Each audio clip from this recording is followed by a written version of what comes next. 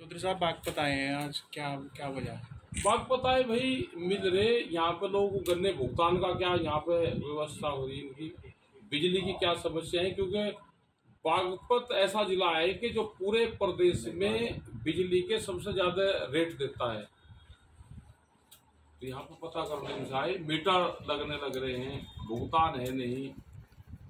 तो साल में किसान के गन्ने का भुगतान होता है। जो गन्ना हम आज लगाएंगे, दवाई उसमें आज लग रही है, अगले साल हो जाएगा, तीसरे साल उसके पैसे मिलेंगे, तो 3 साल की खेती होगी। ऐसा कोई व्यापार है कि जिसका पैसा 3 साल में मिलता हो? कोई व्यापार दुनिया में हो तो वही बता दो। तो इसीलिए किसान घाटे में है। एक बड़े आंदोलन की देश में फिर जरूरत है। सरकारें बातचीत करने को तैयार नहीं है। समझौते, जो दिल्ली का समझौता हो गया, वो भी ऑनलाइन समझौता सरकार ने करा, उसको भी मान नहीं रही है। वो चाहे एमएसपी का सवाल हो या एनजीटी के नाम पे जो ट्रैक्टर तोड़े जा रहे हैं उसका सवाल हो। हमने ये कहा कि एनजीटी में एक बार विचार होना चाहिए, हमको भी तो बैठा लो ना। जज की गाड़ी 10 साल में 50 से 60 हजार किलोमीटर चले, डॉक्टर की 70 से 80 90 हजार किलोमीटर चल जाती होगी 10 साल में। रोडवेज की गाड़ी 10 लाख किलोमीटर चलती है 10 साल में। और किसान का ट्रैक्टर, जज की गाड़ी, डॉक्टर की गाड़ी एक कैटेगरी में आती है। लेकिन यह है कि 10 साल का वो कर दिया कि कंपनी को फायदा कैसे होगा, वो देश में राज चल रहा है। हम पूर्ण रूप से, अगर सरकारें कोई फैसला गलत लेगी, हम उसका विरोध करेंगे। तो जैसा कि इसमें किसान आंदोलन में कुछ मांगे मान ली थी, कुछ अधूरी रह गई थी, वे अभी तक पूरी नहीं की टिकैत साहब। अभी पूरी नहीं की। बिजली अमेंडमेंट बिल पे बातचीत हुई थी कि बिजली पे कोई भी होगा तो आप बातचीत करोगे। कोयले की कमी दिखाकर धीरे धीरे करके रेट बढ़ाने का एक पूरा इनका ये चल रहा है। दूध के प्रोडक्ट बाहर से आएंगे, इसलिए पूर्ण रूप से ये पशुधन को बर्बाद करने की एक बड़ी साजिश है। सीड बिल है, फसलों के रेट हैं, एमएसपी है। तो ये जो सारे सवाल है हमारे, मेन ये है कि खर्चा बहुत बढ़ेगा लेकिन किसानों की फसलों के दाम नहीं है। और एमएसपी खाली है नहीं कि 23 फसलों पे आप दोगे। जो भी देश में फसल पैदा हो रही है, चाहे वो दूध है या वेजिटेबल्स है, उन सब पे एमएसपी तय हो। नहीं है तो सरकार उसको सपोर्ट करे। और जब तक किसी भी देश की सरकार किसान को सपोर्ट नहीं करती, बाजार अगर महंगा हो रहा है तो किसान को क्यों मारा जाए? सरकार को सब्सिडी देनी चाहिए। तो टिकैत साहब एक बार इसके लिए नलकूप में पूर्ण रूप से इसका विरोध है। सरकार को बैठना चाहिए, किसानों से बातचीत करना चाहिए कि इसका प्रारूप क्या होगा, या रीडिंग के हिसाब से होगा, कॉमर्शियल होगा, ये किसान का होगा, या इसको उत्तराखंड के पैटर्न पर लोगे, हरियाणा के पैटर्न पर लोगे। अपनी घोषणा पत्र में फ्री बिजली देने की बात करी, मीटर लगा के बिजली फ्री दोगे, उसको यूनिटें फ्री रहेंगी, तो इसका किसान को कुछ नहीं पता। भी हम पूर्ण रूप से इसका विरोध करते हैं। टिकैत साहब, ये टेंडर हो चुके हैं मीटर लगाने के नलकूप पे, क्या भारतीय किसान पूर्ण रूप से हमारा विरोध है। जब तक बातचीत ना हो, मीटर लगने नहीं लगने, दूसरे स्टेट की क्या पॉलिसी है। हरियाणा में इन्हीं की सरकार है, वो फ्री बिजली दे रही। यहाँ का किसान तो 175 रुपया रेट दे रहा था, आधे रेट करने की बात इन्होंने करी। हम मीटर कहाँ से आ गए? घोषणा पत्र में फ्री है, मीटर लगाए तो फ्री कहाँ रह गया? कोई दौड़ फाड़ नहीं हुई।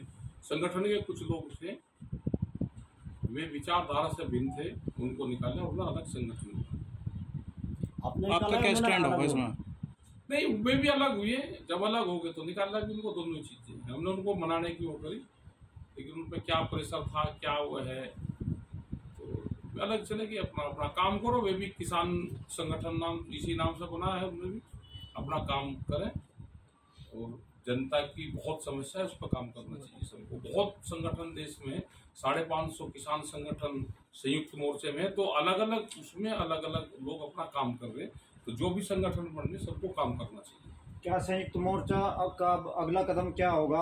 अभी तक पूरी नहीं है इनकी संयुक्त मोर्चे की मीटिंगें होंगी अब, क्योंकि अभी इलेक्शन चल रहे थे सब जगह। और भारत सरकार से यह है कि भारत सरकार इन सारे मुद्दों पे बातचीत करे। संयुक्त मोर्चा का जो भी कदम होगा वो बताएंगे और सरकार से और हर स्टेट की गवर्नमेंट से हम बातचीत करेंगे। हमारा ये नहीं कि यहाँ पे किसी एक पार्टी की सरकार है और हम दूसरी जगह नहीं कर रहे। हम राजस्थान में भी गए, वहां पे किसी किसान की जमीन नीलाम हुई, 7 लाख रुपए के कर्जे में 10 एकड़ जमीन, उसकी करीब 60 बीघे जमीन नीलाम हुई। तो वहां पे गए, तो पूरी पॉलिसी उनकी खत्म करवाई, वो नीलामी खत्म करवाई। छत्तीसगढ़ में गए तो नया रायपुर बसरा है, वहां पर राजधानी बना रहे हैं, वहां पे गए और 27 गांव का जो आंदोलन चल रहा है उसको समर्थन दिया, उसके बीच में गए। सस्ती जमीन देश में किसान की नहीं लूटने देंगे।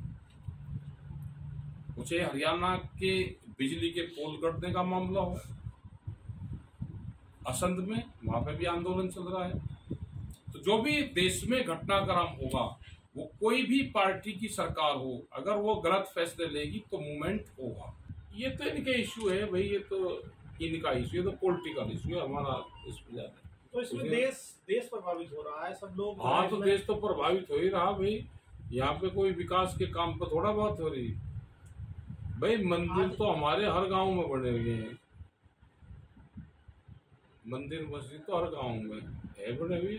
ये तो चलो कोई बातें तो ठीक है कि भाई आवाज हो रही, वो तो डिस्टर्ब करते हैं, वो मंदिर हो चाहे मस्जिद हो, वे तो है कि अपने भाई उसमें करा लो, जनसंख्या में इनको करना चाहिए, उस पर कर दे। ये ठीक है क्या कि ये एक मस्जिद वहाँ पे बनी हुई है, पहले वहाँ मंदिर बताया जा रहा है? देख लो, तो सर्वे रिपोर्ट है, जो चीजें हैं तो देख कर पता चलेगा। सतरी में हम तो देखे नहीं भाई, अब वो तो जो सर्वे होंगे वो उसमें बताएंगे। ये जनसंख्या में बना लेना, जनसंख्या बढ़ाने क्या है, जनसंख्या भी इलेक्शन के टाइम पे घोषणा कराएंगे क्या। उत्तर प्रदेश, हरियाणा और कई स्टेट में इनकी सरकार है जहाँ पे बिजली फ्री है। उत्तर प्रदेश में सबसे महंगी बिजली, अभी उन्होंने करा है कि हम आधे रेट लेंगे, 175 रुपये का रेट था, आधे रेट पे भी, उसके बाद में भी मीटर लगा दे। देश के किसान को जागना पड़ेगा, चाहे आदिवासी का मामला हो, उनके भी बड़े आंदोलन चल रहे हैं। मजदूर का है, देश में नौजवान है, बेरोजगार होता जा रहा। मिलिट्री की भर्ती के लिए देश में आंदोलन कर रहे के भाई हमें मिलिट्री की भर्ती करवा दो। हरियाणा की तर्ज पर हमने कहा कि वहां पर उनकी सरकार है, उसकी तर्ज पे यहाँ पर गांव-गांव में स्टेडियम बनने चाहिए। स्टेडियम बनेंगे नहीं, बच्चे सड़कों के ऊपर दौड़ेंगे, एक्सीडेंट होंगे। तो ये जो सारे सवाल है, ये हमारे सवाल होते हैं। चले जान देते ना गेहूँ भाई, कुछ ज्यादा पैसे किसान को मिल सकता था, लेकिन अब की बार गेहूं रोक दिया कि निर्यात नहीं करेंगे। ये तो देश में पहला मौका था कि किसान निर्यात कर रहा था। हमारे पास में खाद्यान्न का भंडारण है, जो मोटा अनाज है वो हमारे पास में है। गेहूं पर ठीक रेट मिले थे तो भेजना चाहिए। किसान और ज्यादा उत्साह के साथ में देश में और अन्न उत्पादन करेगा।